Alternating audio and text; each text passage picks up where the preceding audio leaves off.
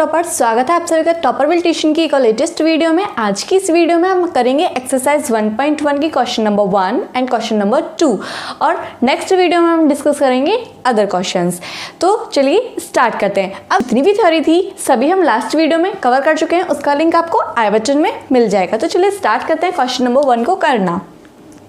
Question number 1 का first है, निम्नलिखित में से कौन से समुच्चय हैं? आपको ये बताना है कि सेट क्या है। अब मैंने आपको प्रीवियस वीडियो में बताया था कि सेट क्या होता है, एक ग्रुप होता है। कैसा ग्रुप होता है? जो कि सुपरिभाषित हो। कैसा ग्रुप? जो सुपरिभाषित हो, सुव्यवस्थित हो।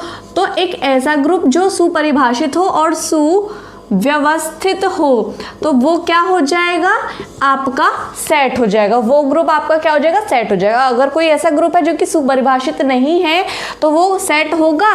नहीं होगा। अगर कोई ऐसा ग्रुप है जो सेट होगा तो वो क्या होगा? सुपरिभाषित होगा, सुव्यवस्थित होगा। तो चलिए स्टार्ट करते हैं। क्वेश्चन नंबर 1, जैसे प्रारंभ होने वाले वर्षों के महीनों का संग्रह। अब जैसे जो महीने प्रारंभ होते हैं, जैसे कि जनवरी, जुलाई, जून और अदर कोई क्या इसमें आता है? नहीं आता। क्या सबके हिसाब से ऐसा ही है? हाँ। तो ये क्या होगा? हमारा सुपरिभाषित होगा। क्या होगा? सुपरिभाषित ग्रुप होगा। एक कैसा ग्रुप हो गया? जो कि सुपरिभाषित है। सुपरिभाषित का मतलब है कि सबके पॉइंट ऑफ व्यू से वो क्या हो? सेम हो, और भी कोई अदर इसके अंदर इंक्लूड ना हो पाए, या फिर हमारे पास एक ऐसा स्केल होना चाहिए जिससे हम देख पाए कि इसके अंदर कोई इंक्लूड हो रहा है या नहीं हो पा रहा। तो ये हमारा क्या हो जाएगा? परिभाषित हो जाएगा। ठीक है। सेकंड है, भारत के 10 सबसे अधिक प्रतिभाशाली लेखकों का संग्रह। अब जो भारत है उसमें बहुत सारे लेखक हैं। आपके हिसाब से जो 10 प्रतिभाशाली लेखक हैं वो अलग हो सकते हैं, मेरे हिसाब से अलग हो सकते हैं, कोई अदर पर्सन होगा उसके हिसाब से वो अलग हो सकते हैं। यानी कि सबके पॉइंट ऑफ व्यू से जो ग्रुप बनेगा वो सेम नहीं होगा। जो क्वेश्चन नंबर 2 है उसमें क्या है? वो सेम नहीं होगा। यानी कि ये जो ग्रुप है कैसा है? सुपरिभाषित नहीं है। तो क्या ये समुच्चय होगा? नहीं होगा। तो ये समुच्चय नहीं होगा। क्वेश्चन नंबर 3, विश्व के सर्वश्रेष्ठ 11 बल्लेबाजों का संग्रह। अब ऐसा हो सकता है कि आपके हिसाब से जो सर्वश्रेष्ठ 11 बल्लेबाज हैं वो अलग हो, मेरे हिसाब से अलग हो, किसी अदर पर्सन के हिसाब से अलग हो, क्योंकि ऐसा कोई भी स्केल नहीं दिया गया है जिसके हिसाब से हम बोल सकें कि इसके हमारे प्लेयर्स हैं उनके लिए कोई मानदंड हमें नहीं दिया गया है कि अगर उसका वेट इतना होगा या फिर वो इतना खेलता होगा, ऐसा होगा, ऐसा कोई भी मापदंड हमें नहीं दिया गया है। तो सबके हिसाब से क्या होंगे? वो अलग अलग होंगे। आपके हिसाब से अलग हो सकते हैं, मेरे हिसाब से अलग हो सकते हैं। तो ये जो ग्रुप होगा कैसा होगा? सुपरिभाषित नहीं होगा। तो ये हमारा सेट होगा? नहीं होगा। क्वेश्चन नंबर 4, आपकी कक्षा के सभी विद्यार्थियों का संग्रह। अब जो आपकी क्लास है वो एक पर्टिकुलर क्लास है जिसमें आप पढ़ते हैं, एक क्लास में पढ़ते हैं, अदर में तो पढ़ते नहीं, एक क्लास में पढ़ते हैं। अब जो आपकी क्लास के विद्यार्थी हैं या जो बच्चे हैं वो सब किस पॉइंट ऑफ व्यू से सेम है? अगर मैं कहूँ तो आपकी क्लास के विद्यार्थी वही रहेंगे जो आपकी क्लास में पढ़ते हैं, कोई और बच्चा तो उसमें नहीं आएगा। जैसे आपकी क्लास है 11th, तो 11th में सिर्फ वही तो बच्चे आएंगे जो 11th में पढ़ते हैं, ना कि 12th वाले बच्चे आ जाएंगे। यहाँ पे स्केल है हमारे पास है। तो 11th क्लास के जितने भी स्टूडेंट्स होंगे उनका एक ग्रुप बन जाएगा, और जो उनका ग्रुप होगा उसमें कोई और अदर बच्चा इंक्लूड नहीं हो सकता, सिर्फ 11th का बच्चा इंक्लूड होगा। दूसरा, जो आपकी क्लास होगी वो सबके पॉइंट ऑफ व्यू से सेम रहेगी। ऐसा तो नहीं कि कोई बोलेगा कि ये वाली क्लास 11th हो सकती है, कोई बोलेगा ये वाली क्लास 11th हो सकती है। नहीं, जो 11th होगी वही को 11th बोलेंगे। तो क्या हो जाएगा? ये हमारा सुपरिभाषित संग्रह हो जाएगा। तो ये क्या हो जाएगा? हमारा सेट हो जाएगा। नेक्स्ट क्वेश्चन आता है, 100 से कम सभी प्राकृतिक संख्याओं का संग्रह। अब 100 से कम जितनी भी प्राकृतिक संख्याएं, जैसे कि 1, 2, नेचुरल नंबर 1 से स्टार्ट होते हैं, 3 और 100 से कम तक यानी कि 99 तक, ये जो ग्रुप होगा कैसा होगा? सुपरिभाषित होगा। क्यों होगा सुपरिभाषित?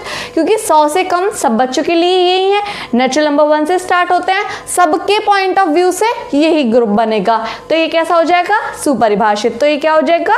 सेट हो जाएगा। नेक्स्ट आता है लेखक प्रेमचंद द्वारा लिखित उपन्यासों का संग्रह। जो लेखक प्रेमचंद हैं उन्होंने जितने भी उपन्यास लिखे हैं उनका संग्रह। अब उनके द्वारा जो लिखित उपन्यास हैं उनका जो संग्रह है उसमें सिर्फ वही तो उपन्यास आएंगे जो उन्होंने लिखे हैं। क्या किसी और का उपन्यास उसमें आ सकता है? नहीं आ सकता, यानी कि स्केल है हमारे पास में।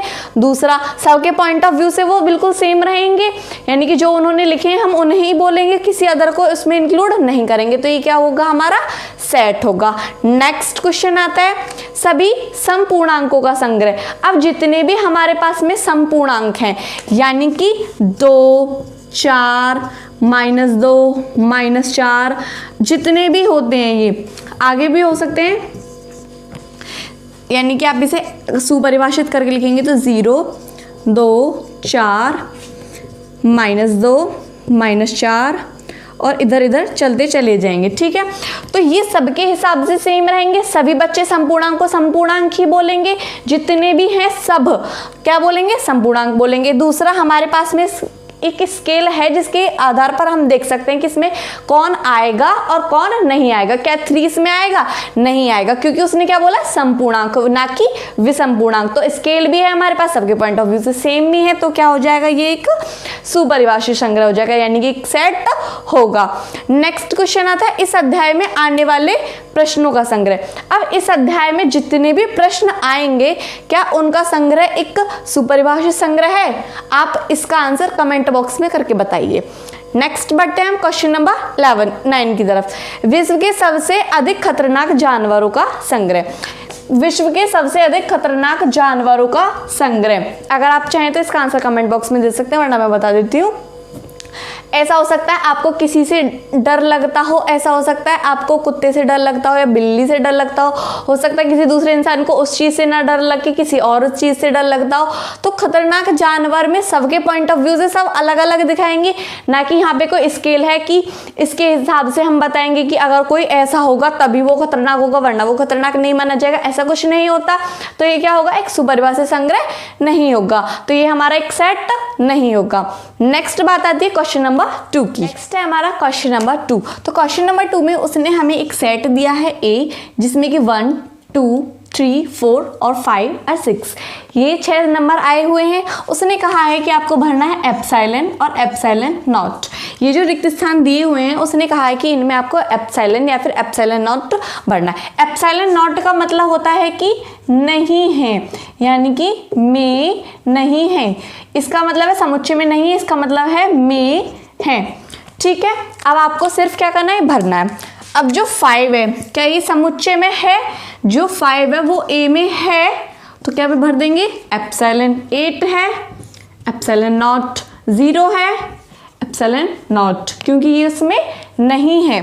4 है, एप्सिलॉन 2 है, एप्सिलॉन 10 है, एप्सिलॉन नॉट। सिंपल एक क्वेश्चन है, सिर्फ आपको क्या करना है? एप्सिलॉन और एप्सिलॉन नॉट भरना है। आपको याद रखना है एप्सिलॉन का मतलब है कि में है और एप्सिलॉन नॉट का मतलब में नहीं है। आई होप कि आपको वीडियो अच्छे से समझ में आएगा, और यदि आपको क्वेश्चन बहुत ही अच्छे से समझ में आए तो प्लीज़ वीडियो को लाइक करना, कमेंट करना और शेयर करना। And thank you so much.